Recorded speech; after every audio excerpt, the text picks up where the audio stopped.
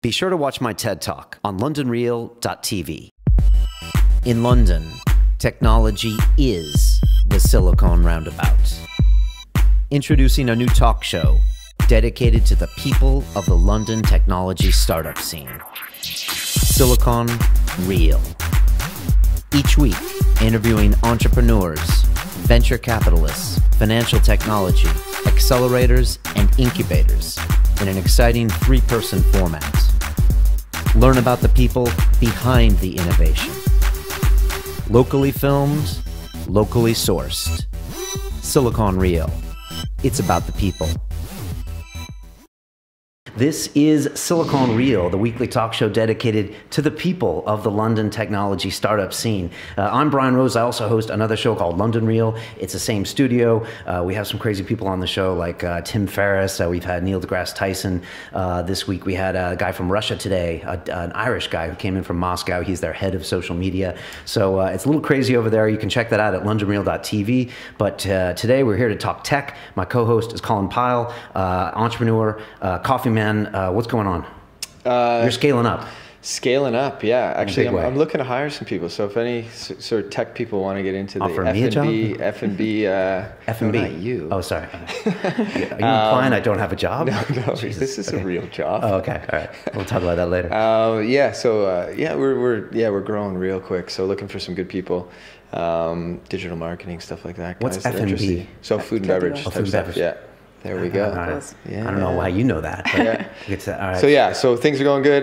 Motorcycle got stolen this morning, which is really, really terrible. Amazing. But there is faith in humanity because my neighbors had a secret CCTV camera. Okay. They got the whole thing on footage. Wow. So you are going to get busted.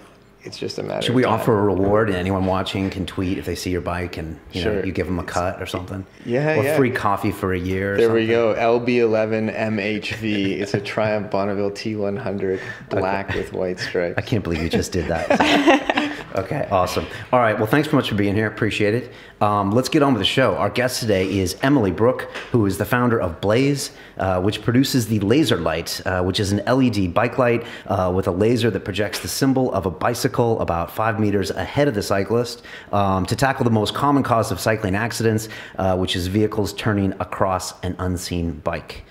You guys raised, I think, £55,000 last year from Kickstarter. Yep. You've had some investments from Index Ventures and the Branson clan, I think around 300 grand. You studied physics at Oxford, product design at Brighton. You were the inaugural member of Entrepreneur First. We were just talking about Matt Clifford, who was here a couple months ago. I like that guy. Emily, welcome to Silicon Real. Thank you very much. You did that very well. I'm also hiring, and if you want a role in marketing, you've got it. Jesus, I feel like I should be hiring. We are, actually. You are, but actually. we don't pay. Oh, okay. Gotcha. Understood. I was actually riding my bike home from the studios here to where I live just north of Regent Street like about a week ago. And I made the ride, and London's a fabulous city to ride a bike in just because it's so many things to see. But when I got home, I told my little girl and my girlfriend, I said, I'm not going to make this ride anymore because it just felt that if I did it every single day, it just felt statistically unsafe. And I was just wondering if you could tell us what you think, Emily, is the state of the union of bike safety in London and what you guys are planning to do about it. Well, you're right, and especially that ride to North of Regent Street. That's pretty grim. It's terrifying. And as we all saw just before Christmas, there was 9 fatalities in a fortnight in London alone, which is horrific. All bicycle related. All cycle fatalities. Nine fatalities for bikes. And there was one day after another. It's horrific. And it's terrifying. Like, safety, personal safety is the biggest barrier for people to cycle in the city. I mean, there's still 500,000 journeys made by bike in London every day. But again, you're right, the odds are against you. We've all had somebody immediately close to us or ourselves who've had an accident. You hear it happening every day. And it's the space, it's the war on the roads, it's being seen. As a cyclist, you have such a small footprint, and that's your challenge. You're just not seen. Drivers instinctively don't look for a bike. They look for a threat to themselves. They look for another vehicle, another bit of tonnage of metal coming at them. And a cyclist can be tucked over. While I was developing it, I was working with a driving psychologist, a chap whose life work is to analyse accidents for a living, which is pretty grim. Wow. But it has some really interesting insights, and one of them is the second most common cause is vehicles coming out of a side junction. And you hear it happening again, just as obviously frequently as the blind spot, but a car pulls out right into a bike. And that happens because a bike is coming, it could be right on top of you as you come out to the junction, but a driver looks, they scan, they take their split second to look. They don't look on the other side of the road, they don't look in the middle of the sky, they look in the middle of the oncoming lane, because that's where a car is. But a bike can be tucked over just that little bit further to the curb, right, which means he's right on top of you, but just not seen. And then you have the classic, the vehicle pulls out, and you get the, oh, sorry mate, I didn't see you. Well, thanks, I was right there. And an interesting, by the by, my company is actually incorporated Smidsy Limited, which is, sorry mate, I didn't see you, before I knew what to call it. And it's hard to get mad at the drivers, because it's not like they mean poorly, they're just not paying attention, which can probably be on a statistical level of being even drunk. You know, they did some tests with like texting and driving, and it was worse than drunk driving. Right? Yeah, texting, I've got no sympathy for people who are looking at a phone when they're driving, and that's just idiotic. But I do for the large vehicle drivers. You often see in London these exchanging places. You can go and sit in a cab of a big truck or a big bus, and it's bloody terrifying. If you sit there and you look around, you can have either yourself or somebody else walking up the inside with a bike. You just can't see them. And you can imagine, especially being a foreign truck driver coming into the capital, you're on the wrong side of the road, you haven't slept for a long time, you've got bikes just everywhere all around you. It's terrifying, and I feel bad for them too, but it's a very, very serious problem. You know, you said that you worked with a psychologist for a while, and I think you were in design school when you came up with this idea, but you didn't just, the idea didn't just pop into your head. You actually researched it and spent some time riding around public transportation and everything. Yeah, no, I left Oxford. Bizarrely, physics at Oxford wasn't much fun, and left to go and do design in Brighton, which was. And during my studies, I'd never been on a bike, but decided to cycle the length of the UK for charity. So I bought a bike, trained for 4 months with a girlfriend, and cycled the length of the UK. And fell in love with my bike, and here I am 2 years later with a bike company. But during the ride, I realised that the countryside was relaxing and gorgeous and beautiful, but the cities were damn right stressful and dangerous and exhausting. So I got off my bike the week the ride finished, had to start my final year and design a product from start to finish. And I wanted to find the biggest challenge for city cyclists and tackle it. So about 6 months of that year was spent working with a ton of other cyclists, working with the driving psychologist, working with the bus company and the council, being out on the roads myself, have a geeky helmet cam on my helmet and getting strange looks. That was basically footage of pedestrians being like, whoa, dude. But yeah, analysing kind of what accidents actually happen, deep diving into the statistics and seeing, the frequency of which accidents happen. I came back to start the year with a brilliant idea. I had it all sorted out. I'd done the ride and realised that all bikes needed brake lights. Obviously all bikes. Cars have got them. Why don't we have them? Right. I want the dude behind me to know I'm slowing down. Brake lights. We all need brake lights. So I went back to start my final year and running to my course leader's room. And I was like, Mr. Morris, I'm going to do brake lights for bikes. It's brilliant. He's like, well, I don't believe you. Well, hang on a minute. It's like, well, no. Is it really a problem? Go away, find a problem, research it, tell me what the biggest problem is, and then tackle it. And then come up with a solution. Don't start with a solution. I don't want to hear a solution. And he's completely right, because once I did the deep dive, I realised that actually such a small percentage of bikes are hit from behind. It's this side-sweeping blind spot incident. And there's one statistic I found, that 79% of bikes hit are going straight ahead and somebody else turns into them. And so that's what I wanted to tackle. 79%. Yeah. Wow. I wouldn't have thought that. I guess no one did. So the cyclist is just cruising along, going straight ahead, you're not at a junction, You're not making any movements, but it's somebody else who is, and they turn into you, just having simply not seen you in time. So from that perspective, even like a horn or something wouldn't even work, because you're not aware that they're even making a move. A horn is interesting though, because a horn kind of, it helps in the same way the laser light does. It'll help you be seen when you can't be seen. Right. So you can be lit up like a Christmas tree, have every bit of high vis and light and flashing gadget you want, but ultimately if you're caught in that position where the driver ahead of you just can't see you, you can't be seen. Right. And a horn, at least, unless it's a very big vehicle and it's noisy and they can't, and a bell often can't be heard, at least that is somehow could help you be seen when you can't be seen, which is what the laser light tries to do. When I hear about Blaze, and when Colin told me about you guys, like, you hear the story about you, and you weren't even riding a bike a few years ago, and then you get this idea, and now you're making this hardware product, you're flying to China, you're doing all this, and like, I'm sure people ask you, they're like, who does this girl think she is? I mean, you're doing all these things for the first time, and I listened to an interview, and you're like, look, we're designing a product, we're mass manufacturing, we're doing this. We don't necessarily know all the answers, but we're going to try. I mean, where do you get that mentality from, that you're going to be able to solve the problem just as good as anyone else? I've got absolutely no idea what I'm doing. I didn't when I started, but you just bloody well got to put yourself in a position to learn. Ask people. My number one mantra is to learn, to find people who do. Like whatever it is I'm trying to do, whether it's hiring or raise money or growing a brand or whatever, there's a ton of people out there who have done it and are infinitely more experienced than I am. So go and ask them. Go and borrow 5 minutes of someone's time and ask as many questions as you can. And just get on with it ultimately. Like, I don't know, like I feel really lucky. I'd never got on the corporate path. I mean, I started it. I was at Oxford reading physics, which was my path into the city, which was apparently what I wanted. And I'm really grateful I jumped off in time because so many of my friends didn't. And then it's, you know, once you're out there just getting on with it, you just have no option but to keep on getting on with it and learning.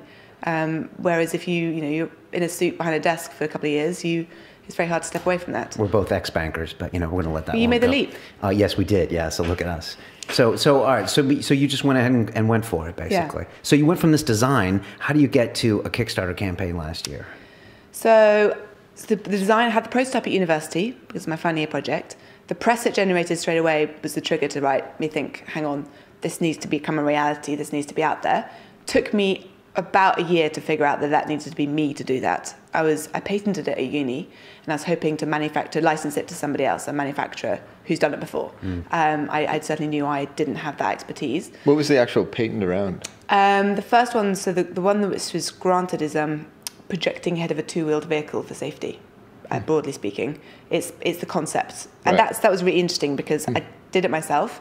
I got as much free legal advice as I could get my paws on, sure. And saw as many lawyers as I could, and got some help from the university and filed the patent myself. But from then on, it was me working with the attorney's office, with the patent patent company, and they were really helpful because instead of me just being an attorney pushing paperwork back and forth, it was an individual trying to get a product protected, and they were really helpful, and that helped get it pushed through. And then from that, we spun out more technical patents, which is on the internals and how it's put together and how it's manufactured. And to Kickstarter last year, or even to starting the company? And so that was, finished, they got sent to America, to Babson College on an entrepreneurial scholarship by Santander, which that opened my eyes up to entrepreneurship. So that was really interesting. To me, entrepreneurship, my stepfather's a very successful businessman, and to me, entrepreneurship meant kind of, I don't know, big cats getting bigger and big company. I don't know if it was just business in my mind. I never really thought about it. And the program was sponsored by Santander, and it was mainly Latin American countries. So guys from Brazil and Sao Paulo and all over the world. I was the only Brit, probably the only native English speaker. And to them, entrepreneurship just meant getting on with it, like starting a company because you didn't have a job to walk into. So a guy on my course was 22. He ran 3 companies. He had a T-shirt printing company, he ran a men's-only chain of beauty spas, and a recycling waste roofing company. And he was a full-time student. And he did those 3 just to pay for his tuition. And he's like, so what? Like, someone's got to pay the bills. And that was really interesting. That was, I think, a real kick up the arse to actually just get on with it. These guys are, why can't I? I mean, I've got so many more resources I'm so lucky, I could surely do this easier than they could. Why aren't I? Okay. So then came home and got accepted to Entrepreneur First. That was 2012. Okay. That was 2012. And was that a no-brainer for you? Did you need some help? Did you need some mentoring? I knew, yeah. Because you could have gone other ways. You could have gone Wayra maybe, or other incubators, right? I was brand new to the scene, knew nothing about tech, knew nothing about entrepreneurship, knew nothing about starting a company. Heard about Entrepreneur First, and it was just to me a no-brainer. I'd learn. I get some help to build a network, to start a company. So I was accepted to that, and then spent the summer. I came to the Roundabout. I helped run Silicon Roundabout in the early days, and that exposed me to the whole startup scene. Obviously, that was really awesome, and I'm still obviously connected to lots of those people. Those first 3 months sitting in campus when campus first opened. Right. But Entrepreneur First is very tech focused, so they're very much about building an online business. They support teams, so I had to have a co-founder, and not particularly supportive of hardware. Understandably, and I was looking to build a tech company. So I had a co-founder. Spent the summer trying to learn to code, trying rather than succeeding. Was that a requirement, entrepreneur first, coding? Not so much, but I wanted to learn. So like if I was going to be dealing with somebody that was the language they spoke, I wanted to at least understand the language, even if I wasn't very proficient in speaking it. So I did that, but was constantly letting him down because constantly going back to Blaze. So constantly meeting lawyers, constantly meeting designers, constantly ticking it over and just not being able to leave it alone. And then at the end of the summer, my bike got stolen. So this is like 2 weeks before the kickoff of Entrepreneur First, 2 weeks before boot camp. My bike got nicked, and it's the bike I'd bought to do the long ride, the bike I'd learned to ride on, the bike I've been riding ever since, the bike I loved. It completely irrationally broke my heart. Wow. I was just like, what on earth is wrong with me? Went to the police station, registered it, got home, was still in a mess. Went online and saw that a guy just been killed by an Olympic bus turning across him. It actually turned out to be Dan Harris from Moo. But at the time, obviously, didn't know that. Wow. And then that kind of was a double slap on the face of like, what the fuck am I doing? Look at me. Look how upset I am. This is what I care about. This is what I should be doing. Called my mum. It's now like midnight and said, Mum, I think I should be doing Blaze. Like, yes, darling, we know you should be doing Blaze. We have to wait for you to figure it out yourself. So thanks. And so, this is like a year later. This is a year later, yeah. Since you had the first idea and everything. Yeah. Okay. So that was September 2012. Like, right, sod it. This is what I'm doing. Didn't know if Entrepreneur First would support me. Amazingly, they did, and incredibly grateful. So boot camp kicked off 2 weeks later. We did a Kickstarter 2 months after that. Okay. Wow. And that was last year? That was 2012, end of December, okay. November, December 2012. Okay. What was your Kickstarter experience like? Busy. We made a video from shooting to edited to up on the website in 36 hours. That's fast. We wanted to get it out before Christmas, so we wanted to have it up live that month before Christmas. We managed to get it done in time and blasted it over to Kickstarter, and like all sitting there ready for it to go. It was me and an intern, Will, my first hire, who's still with me. He's flipping awesome. But it was me and Will, and we're like super eager, ready to go, and got no response, and suddenly realised it's Thanksgiving in America, so nobody's in the office. It's not going to get approved for 3 days, and we had to start 4 days late. But Kickstarter was amazing. We were one of the first companies in the UK, so we launched in the UK the month Kickstarter launched. Okay. So our biggest challenge was educating the UK what the hell Kickstarter was. You can imagine my mum's generation being like, so I'm not going to get a product for potentially months. No. I'm not getting it in your company. No. Well, why would I give you money now? Like, well, it's Kickstarter. Yeah. That's how it works. It is a social phenomenon. It's like, strange. You need like kind of to know other people did it, and you need to feel like it's part of something that's socially acceptable. You can't just jump in and It fits much better with the American culture, I feel, than the UK. Yeah, that's probably true too. So, I found that so much when I was running my Kickstarter campaign. Like one of my co-founders, she comes from Notting Hill, and she's got lots of, some fancy friends and stuff like this, and they just didn't understand the concept. It's like, what do you mean? I'm buying, I'm giving you money for coffee that I may or may not receive in X number of months' time. It's just like, this doesn't make sense to me. It's so true. Yeah, it's funny. Because even like in the first couple of weeks of when Blaze first kind of became real, like after my exhibition at university, the cycling blogs picked it up. But it was just a concept.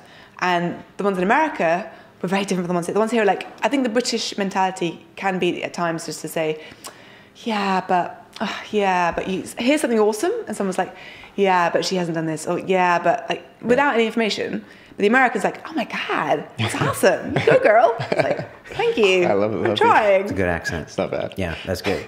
So it was oversubscribed, the Kickstarter. You were shooting for 25. You got 55.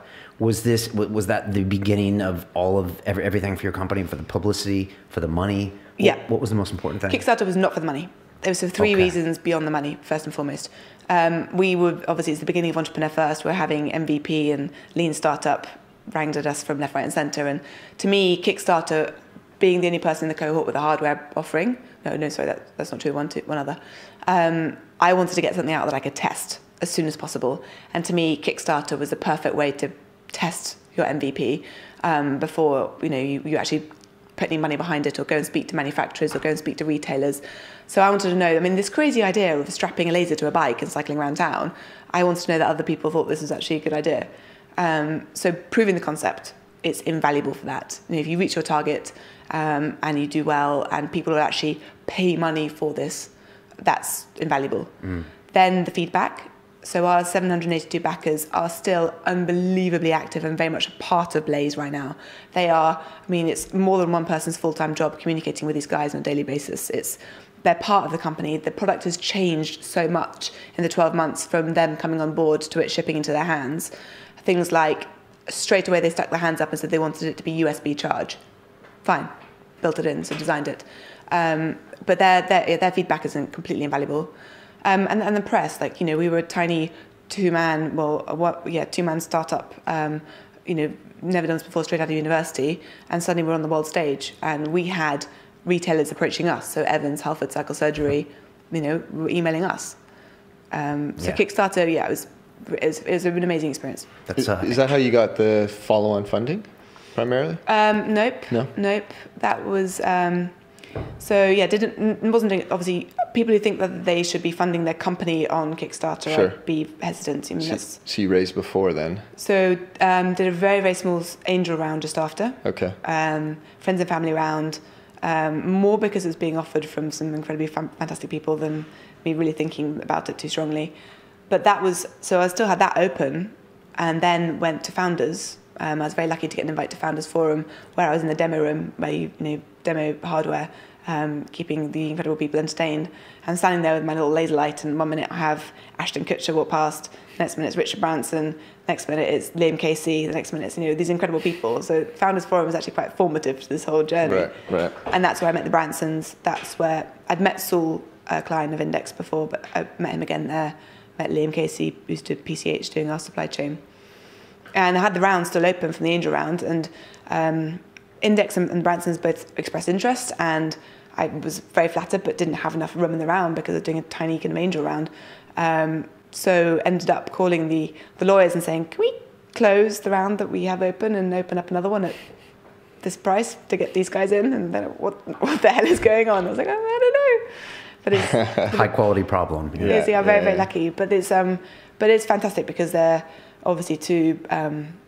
It's a great advocate of what we're trying to do and a belief in what we're doing, and they're fantastic help and fantastic to work with them. When did you ship your first products? So you closed the Kickstarter January last year, roughly? Yeah. Okay. A year later. A year later. Okay. A year later, and that was obviously late, but okay. That's, you know, I'm still pretty proud of you. Right. I mean, there's if you haven't come across Shop Locket. They do a wonderful series called Blueprint, which is hardware founders, and they do like profiles of hardware founders on, and most of them have done crowdfunding, typically Kickstarter, and they've got this series of wonderful postcards and T-shirts, and they're kind of, you know, breaking news: a Kickstarter ships on time, and all these kind of wonderful.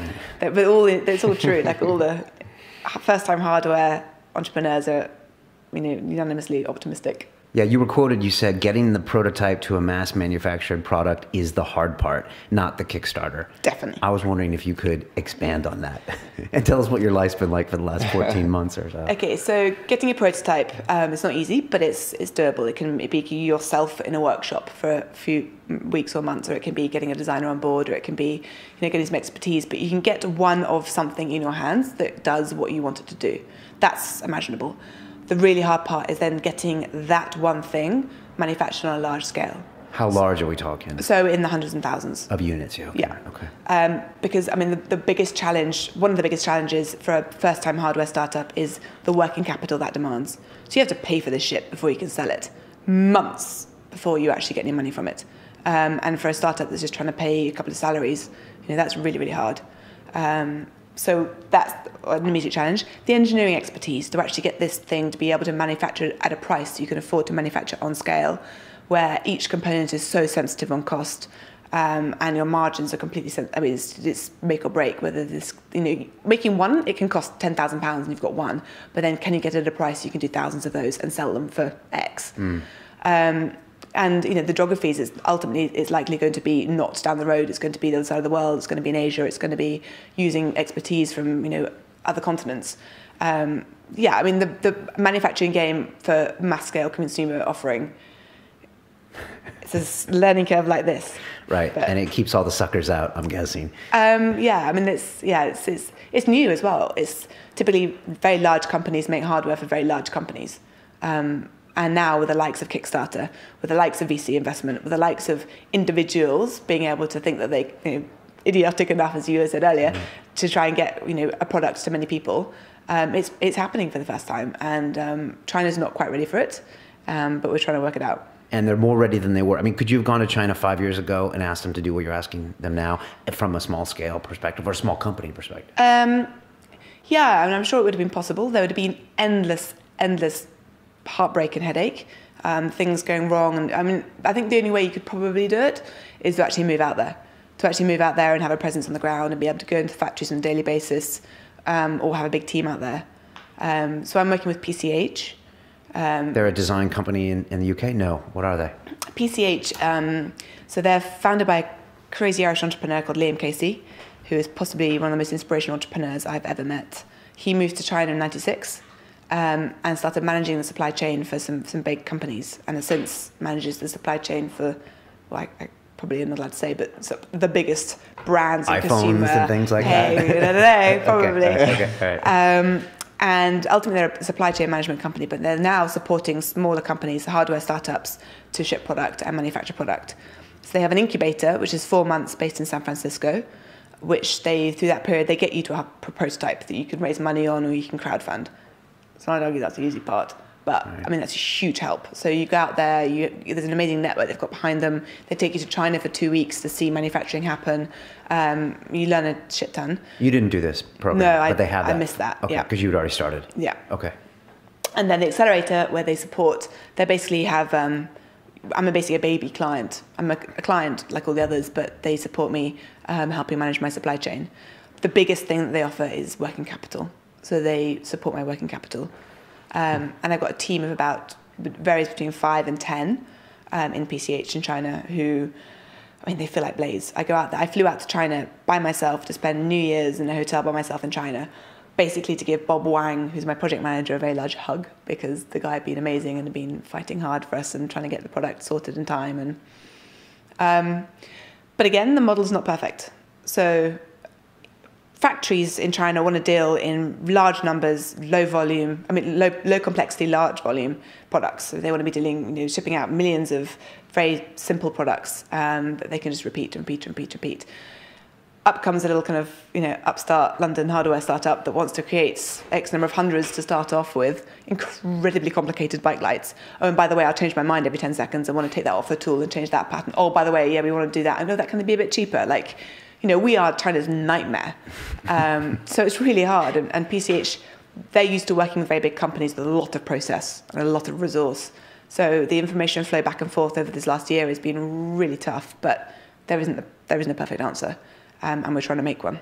Sounds fascinating. You spent 65 days in China. You're a guy that deals with working capital issues. Yep. What do you see when you listen to Emily? A nightmare. I had to deal with people in Europe primarily for the coffee side of things, but and in terms of complexity of coffee, it's a lot simpler than sort of what you were dealing with. And trying to ride around China, I understand the difficulties of just sort of the Chinese culture to think outside of the box a lot of the time. And so you're right, you go into, I visited a few manufacturing plants and they like things that have been done before and that, is a simple product that they know how to use or that they can see what it's for, whether it's, I went to one that they did shoes, right? So everything from golf shoes to football shoes to running shoes. And it's just that's what they did. So yeah, doing a small number of a really highly complex product is probably with minimum, small orders. With a laser in it is exactly. What are you doing? It sounds like an Austin Powers movie, right? With that. What is he? And then along comes this crazy English CEO who's kind of like this emotional woman who's right. Cares about her product way too much and comes and asks too many questions, and it's I think we're in a shock. I think it'd be hard to get them on the entrepreneurial train to be like, listen, you work with me now, and then this thing blows up, and we're great customers. Yeah. Is that a selling point for the Chinese when you deal with them, or is that a selling point with? No. Okay. With PCH. With PCH. So PCH, okay. Right. PCH are backing me because they want me to one day be Apple. They're millions of these. They're bringing down the barriers of the very high barriers to a first-time hardware startup to enable you to grow. I think that's a great incubator concept, though. And in this area, of course, you see incubators popping up every few weeks and not really adding a huge amount of value. But for that perspective, like, what a great investment from them to be like, listen, I can take a great idea, a great product, a great person or team, and launch them years. It's amazing. Faster than it would have taken. It's challenging. It's really, really hard. But it's so because there are a few hardware specific accelerators out there. Right. There's Dragon. There's a few, but it's the steps after that, like I just said, which is the really hard part. This is actually, once you've got your thing, how do I make many of them? And they've got that bit that they're helping with, which. And this is our first hardware company in 50 episodes, right? I mean, we've had everyone on here, but not a hardware startup that's actually... Kano is kind of... Yeah, I guess Kano. Okay. Yeah, all right. Maybe. Maybe a smaller scale. They got the Raspberry Pi backbone kind of thing. So stuff that's already been developed. How has the last year done? Where do you give yourself a rating on 1 to 10? I mean, how have you done? You delivered the product. How's been the feedback? And what's the next couple steps? I know you tell people, you're working on many products in the long run. So how are things? The last part I'll come back to, because that might have recently changed. The first part has been the best part of this entire 2-year journey. So going from like a nuts idea at university to actually this thing being in many people's hands all around the world. Like, our customers are bizarrely spread literally in every corner of the world. And hearing their anecdotes of actually using the light for the first time, and the classics, which I just didn't think about before it happened, were the unboxing videos that start popping up online, 15-minute unboxing videos of people mounted head cameras and opening their Blaze box for the first time. It's like, what? This is crazy. Videos. Amazing. And is there a website for that? Unboxingvideos.com? Unboxing videos. I'm sure there must be. It's a thing. I had not realised it was a thing. I had not realised it was a thing. There's a brilliant one where the guy's doing it, and he's got the head cam on. He's showing his hands. He's opening it up and he's talking about everything. And then there's a ping. He goes, oh, that's my chicken. He seems to go off and takes the chicken out of the dish of the microwave, and then comes back and back to the Laserlight. But yeah, we sent out a customer survey. There was a quality issue with the first batch of brackets that, to me, was the end of the world and was a complete disaster shutdown. And it really obviously upset me, and we were trying to work out how serious the situation was. So the girls were like, right, well, let's send out a survey and ask the customers, what their thoughts are. Meanwhile, I just booked flights and took 3 of the team, so Matt, my designer, and Phil, my COO. The 3 of us went out to China for a week to go and sort it out. But meanwhile, this survey went out, a customer survey, and it had some pretty standard questions in it, looking for our NPS score, and some pretty standard benchmark questions that we could benchmark ourselves against other companies. And while we're in China, shit hit the fan, had these really hardcore, full-on meetings, and I was, really upset, and then it was a real kind of coming together after we hit rock bottom. Everyone, the team in China and us, were working out to get this sorted out and getting replacement brackets out to everybody, and fix the problem going forward, and blah blah blah. And then we get a Skype from the team in London, oh, by the way, and we've got the results from the customer survey. I said, oh, geez, guys, I'm not sure I can deal with that right now. No, I think you should. And then so we looked at the survey, and that was amazing. So hearing people, what their realization is of actually riding with the light at night on the city streets. People bloody love it. Trying to be humble. I love it. Obviously, I have a shit day, and I go downstairs and I put my light on my bike and I cycle home, and I'm grinning by the time I get home. And there's a funny thing, because a lot of the comments were how they've noticed people seeing them obviously more, and thumbs up from other cyclists and taxi drivers and bus drivers. And a few interesting insights that I hadn't thought of when I was designing it was they realised, a lot of people commented on how when drivers overtake them, they take longer to cut back in than they would otherwise. They'd wait till they've gone past the projection and then cut back in a few yards ahead, rather than just nipping straight in. And pedestrians, that is one we hear the whole time, and we experience most nights we cycle with it. I so often find somebody will see that before they see me and not step out, which is an immediate win. Yeah, but pedestrians are dangerous. Yes. They really are. And other cyclists can be a little dangerous Headphones too. In, phone out, just step out in front of a bike the whole time. Yeah, and then they freeze sometimes, they don't move. Oh, they see you and they get that rabbit. Freeze. Oh, it's a bike. Yeah. You're like, whoa, are you going to go left, are you going to go right? I'm just going to go straight into you. Yeah. But yeah, and there's a big part of it, which is it's a funny one, because the product was designed to solve an actual problem, a serious problem, cycling fatalities. And I did my very best to go some small way to tackle that. But when you actually put it on your bike, there's another element, which is it's just bloody good fun as well. You've got this green symbol travelling on the road in front of you, and all of our customers it's really fun. It's awesome. A lot of love for that, which is a funny one because I don't think we can. I don't know, like we can market it as it. By the way, it's also really fun. Yeah.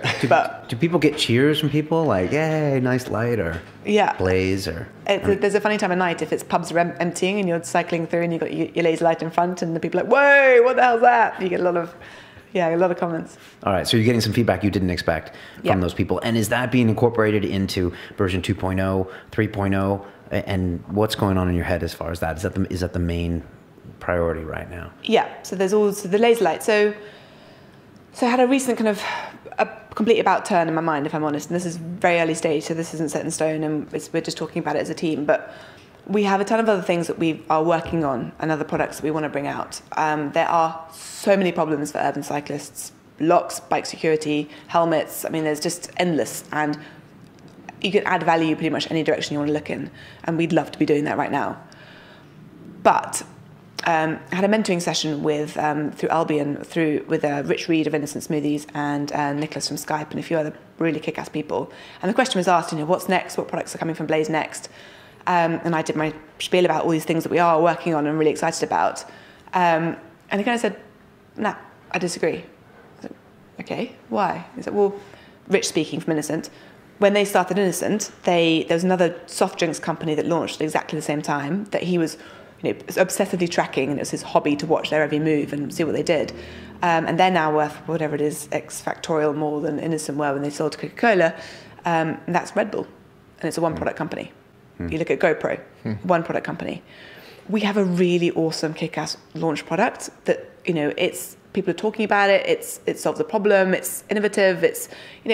And now we've got the feedback from our early customers, and we really know it's not just us. We're not idiots. Other people do like it too. I'm kind of thinking, hang on a minute, we just got to execute this first and foremost. We have an awesome product. We need to make sure we get it right. We need to make sure we need to get it out there, selling and known around the world, and that's a big enough job for now than to try and get distracted and running off in every other direction and develop. We've got a tiny team, so. At the moment, I'm kind of thinking actually to not put the brakes, but just to hold off on trying to run. I get overexcited and lots of things I'm working on. That's a fantastic realization. And it's something we've heard before. Heard so much that focus, right? Focus. And a lot of people know when you only have a few people on your team, to go out and develop another product and deal with that whole supply chain issue again. And then market it and talk about it. And like the Laserlight, also it's not intuitive. People need to see it for the first time. Right. See it. You see it makes sense, but you need to. The first time you're introduced to it, you're like, "Whoa, what the hell?" And that's a marketing challenge in itself. We are doing a rear light. I can tell you that. Okay. Which is awesome, but it doesn't project. Your brake light finally. Kind doesn't break. Okay, but it's a rear light. You're not a rear light. It's a really beautiful. Always breaking. Okay. Always breaking. Always breaking. It's a lovely kind of complementary, matches the front light, but. The Laserlight is our flagship product, and I want to focus on that. Okay. I mean, how many billion bikes are there in the world? I mean, you have a potentially huge market to penetrate. Yeah. So you could be spending a lot of time just, you could be spending years just getting people to know about the Blaze, and that. Yeah. It's a big market. It's huge. It's not a very tiny niche that someone else is going after in same. And it's growing. So Australia is really interesting to us because they've got the bike light season is very seasonal. So it's obviously during the winter when it's dark, that's when lights are sold. In Australia, it's obviously the opposite seasonality. They're booming. They've just turned 80% of the CBD into cycle lanes. And they take their cycle safety very, very seriously. They've got a compulsory helmet law. Oh, wow. And they spend a fortune on their bike kit. So Australia, for example, is really interesting. Tons of cities in Europe that, cycle mad. Copenhagen, Amsterdam, Berlin. America, San Francisco, Portland, Seattle. There's some big places that we need to reach. How are the Yanks treating you? How are you finding penetrating America for your product? Well, bizarrely, 25% of our customers are from the States already, and we've done no marketing there. We've done no outreach to the States. But that's our next big step. That's, we need to tap into that and be known in the States and pick the kind of key retailers we want to talk to and get a presence over there ASAP. Okay.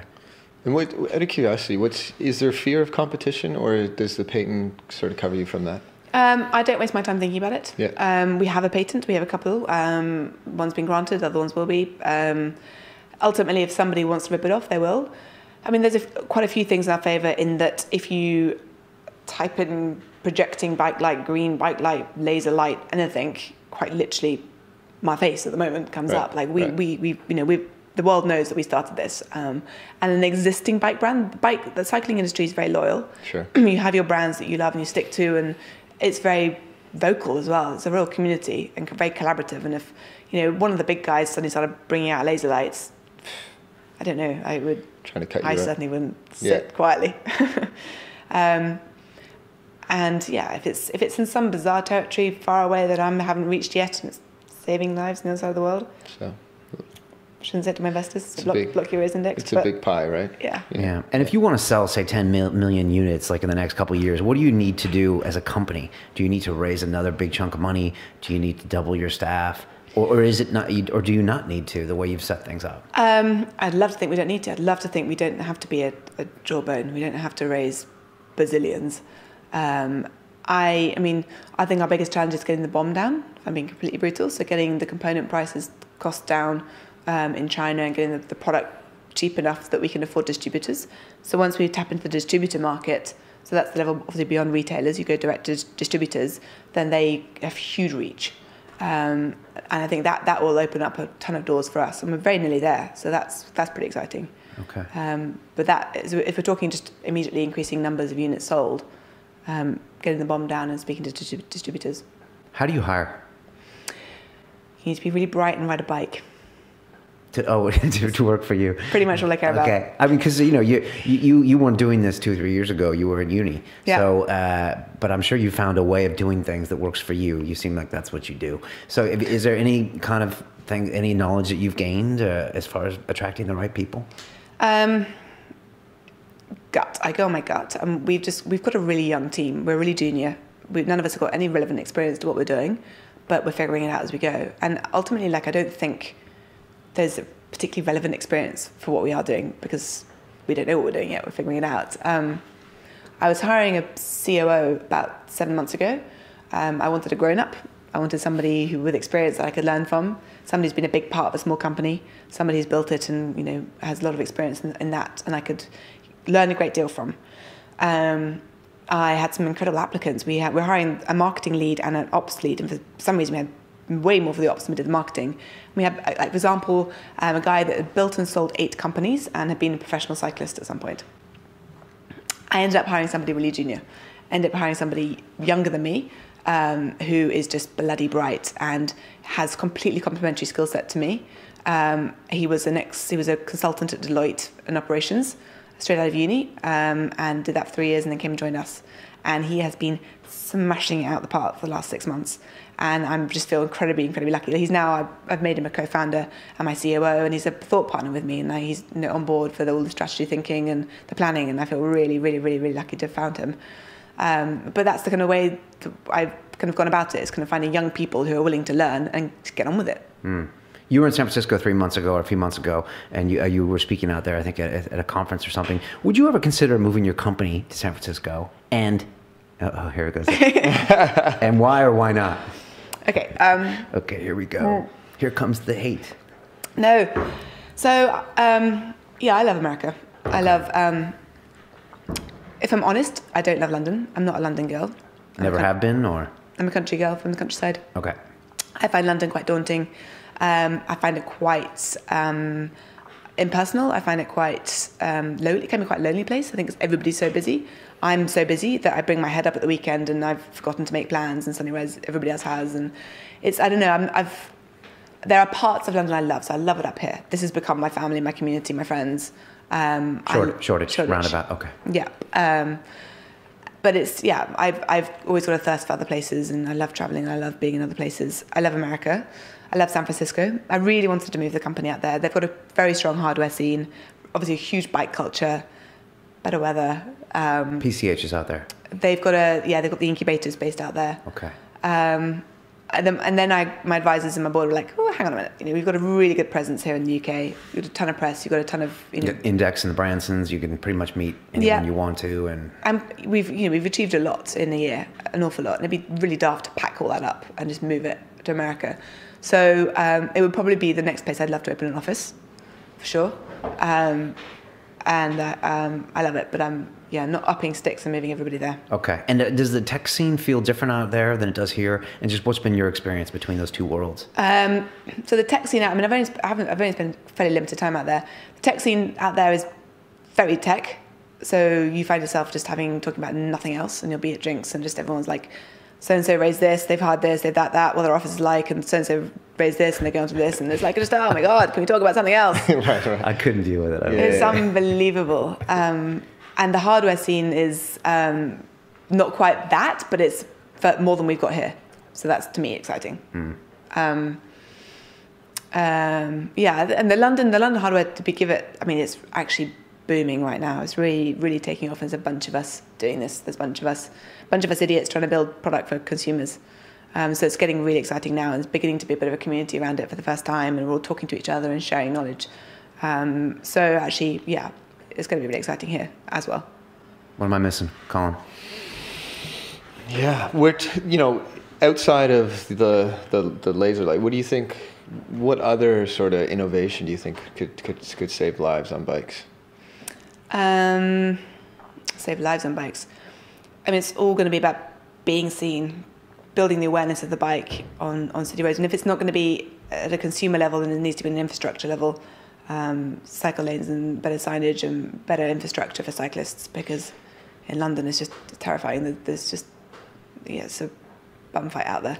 You're happy with Google Cars and all this sort of stuff, I guess? Well, that would be, as long as they build in the tech for bikes straight away, right. So they have the tech to kind of spot a bike and let you know there's a bike in your blind spots.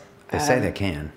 Do they? I think as long as it's not raining, they can see. It's not raining. Or snow. So that's useless in London. Yeah, but they are recognizing I hadn't bikes heard the weather thing, really. And bike patterns. But yeah, apparently if it snows or rains, everything goes out the window. Really? Yeah, for recognition and all that. So if they could recognize the laser, it'd be probably easier for them. That would be better, pick up a green laser. There we go. But so there's a bunch of concepts I was working on when I was developing it. There's about 10 that we took to kind of prototype stage, and there was a lot of them were kind of RFID or Bluetooth tagging between a bike or a device and a driver. Right. But ultimately, after speaking to bus drivers and vehicle drivers, they've got so much going on in their cab as it is. Right. They've got 6 mirrors to check. They've now got extra tech, and they've got GPS. They've got all these devices to look at and stuff. And you've had something else telling you, "There's a bike." So, well, hang on a minute, where? Where am I supposed to be looking? And something else beeping at you, or more information to a driver. I don't think could be counter helpful, but. There are some quite exciting concepts in that space. It definitely needs to make some changes. Well, because I don't feel safe out there. So no. And I don't know. It's not about helmets. Maybe it's about better lanes. Yeah. I don't know. I'm not quite sure. But so one of the biggest reasons why I dislike biking sometimes. So I cycle all over the place, but is theft, right? So yes. Who's going to solve that problem? So I think there's two angles to it. So we were working with a guy called Elliot Stock and looking at Bike Tracker, which is a device that basically tracks the bike once it's stolen. And so we were working on it for about 12 months and working with him on it. And it's a really exciting space. There's a ton of people looking at it, and a ton of people. There's Lockate, they've got letterpress. Yeah. There's a ton of people. Ultimately, just tackling it with tech, I don't think will work. For one, the tech's changing so quickly. Thieves will catch up and work out how to override it. All of the devices so far, if you wrap it in tinfoil, it doesn't work. So the thief just has to find it and wrap it in tinfoil. The expense of the product, so you're basically putting a mobile phone in the bike. The BOM is so high that it probably needs a subscription model on top of that, right. If your bike's worth that much, you probably won't leave it on the street, you take it inside. I think, the best defense I'd come at it with is actually just a better lock, better materials, better innovation there. The D-lock has not been revisited for a very long time, and thieves are pretty good at breaking into one now. Yeah. So it's funny. One of my really good friends works for Specialized, and cool. So he ran their CSR department for a long time. But now he looks at innovation in bike technology and how cities are changing and structure. He said one of the big problems with sort of the tracking is that there's actually not the infrastructure for people to go after all of the thieves. Yeah. So if you started having a process where you could actually track all the bikes that are stolen, the police would be inundated. Yeah, the police would be spending full time, all their job going after bike thieves. We had some meetings with the Cycle Task Force, which is the Metropolitan Police branch that deals with bike theft, and they were really supportive and said, yeah, give us any prototypes you've got, we'll test them, we'll come out with you at night, we'll put some bikes out there, we'll get stolen. It sounded really fun. But yeah, like we would have to rely on the support of the police chasing it up. Which isn't really probably what we want the police. No, yeah, you'll get idiots going after their own bike and trying to get into a vigilante type stuff, and that's an issue we have to tackle. A few questions for you, Emily, before we wrap up. Cool. We ask everyone that comes here, so I'm going to hit you with them. If you can make a phone call to the 20-year-old Emily Brooke, give that young lady a bit of advice. What would you tell her to do? You studying physics at the time? Yeah, I was about to say. Okay. Thinking about working in the city. That's what she was doing. Probably wouldn't go to university. Probably get out there, get some life experience, go work. Really? Yeah. I mean, unless you want to become a doctor, unless you need the degree for the education and the stepping stones to get your vocation. So just get on with it. Especially, I mean, tons of friends who go and do my sister included, some bizarre degree in some bizarre university in the middle of nowhere, and they get drunk for 3 years and they come out and they haven't learned anything and they're in X number of thousands of pounds of debt. I mean, you can have fun when you work, why not? Well, you can still have a social life and you can still get drunk and you still grow up and find yourself and all that kind of crap, but just get on with it. Okay. I mean, I'm talking from a girl that spent 6 years studying at 4 different universities. I kind of wish I got on with it sooner. Emily Brooke says, don't go to school, kid. That's awesome. On that same note, what's the best advice you've ever received, let's say in the last 2 years while you've been doing business? Best advice I've ever received? There are many ways to skin a rabbit. So my first year, I spent a lot of it terrified. A lot of it very scared I wasn't doing things right. Am I doing this the right way? Should I be doing it this way? Should I be doing it that way? Have I chosen the right way? Is this the right way? I'm not sure. Shit, have I done the right thing? Oh, I've made a mistake. There's so many ways to do it. Like, ultimately, there's never going to be the right way. You'll make a decision. I mean, now I run my business thinking on just the fact of make a decision, an informed decision on the information you've got available to you at the time, and then get on with it. Right. And stick to that decision and learn from it. Right. Yeah. There's never going to be, don't panic and don't worry about, are you doing it the perfect way? Much more valuable to get on with it and learn than think about it. Good. Last bit of that is to the 20-year-old that's listening to us, from around the world, who wants to be an entrepreneur like you. What should they do? What advice do you give them? Find a problem. Find a problem that they really care about. Find a problem that's going to keep you up at night, that's going to get your brain thinking and get you out of bed in the morning. And don't start looking for the solution. Don't think of that really cool app you want to build. Don't think of that really cool product you want to make. Think of a problem you want to solve and then dedicate your life to solving it. That is so crucial. I don't know. We've heard that so many times from people here, from John Collison of Stripe, and et cetera, et cetera, et cetera. Yeah. And that's what's great about the Kickstarter ultimately, is because you know that someone wants it, right? More than anything. Yep. Like you said, you didn't do it for the money. The press was great too, but it's proof of concept right there. To yourself even, that it's out Should I there. dedicate my life to this? Right. And as humans, we're really anecdotal, and we have these dreams and we have these visions of what we're going to create. But if it doesn't solve the problem, then it's never going to go anywhere. Yeah, that's so important. So many people now, I find, just an app for the sake of an app. Or, do you know what I mean? It's like, you have to say, and the best companies that we hear from and the best founders are always that passion and solving a problem, usually a problem that they, that they had. Someone who gets emotional about her bike. So you should work on bikes. Emily, thanks so much for being here. It's a really cool story. It's a very unique story, but it's just one I hope you really kill and sell millions and millions of units. Not, as a case maybe. Okay, yeah, because then you have to fill them. If people want to contact you or apply for jobs or whatever, what's the best way? Emily@blaze.cc. Okay. And where can you buy these things? Blaze.cc. And you can buy them now and have them? Buy them right now. The next shipment is coming next week. There we go. So they can get them in 2 weeks. Okay. I'm going out and buying one. Yeah, I think I better buy one too. Put our money where our mouths are. So. Yeah. Awesome. Fantastic. If you're listening to us on iTunes, you can see our beautiful faces on our YouTube channel. Follow us at Silicon Reel. Hit us up with an email, hello@siliconreel.com. We got like 3 or 4 people working for us now. Yeah, right? The interns are great, man. Yeah, two guys that are just fantastic, and Hi guys. Keep it coming. We aren't here without our people helping us out. So yeah, definitely. Episode 46. It's all good. As we say, it's about the people, What a fantastic community. Emily, thanks so much for being here. Thank you. And all the best. Thanks. Thanks for the coffee. You're welcome. All right, take care.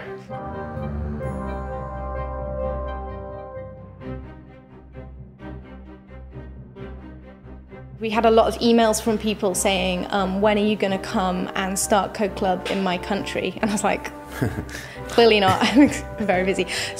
But we also had emails from people saying, when can I start Code Club in my country? And that's a lot more interesting.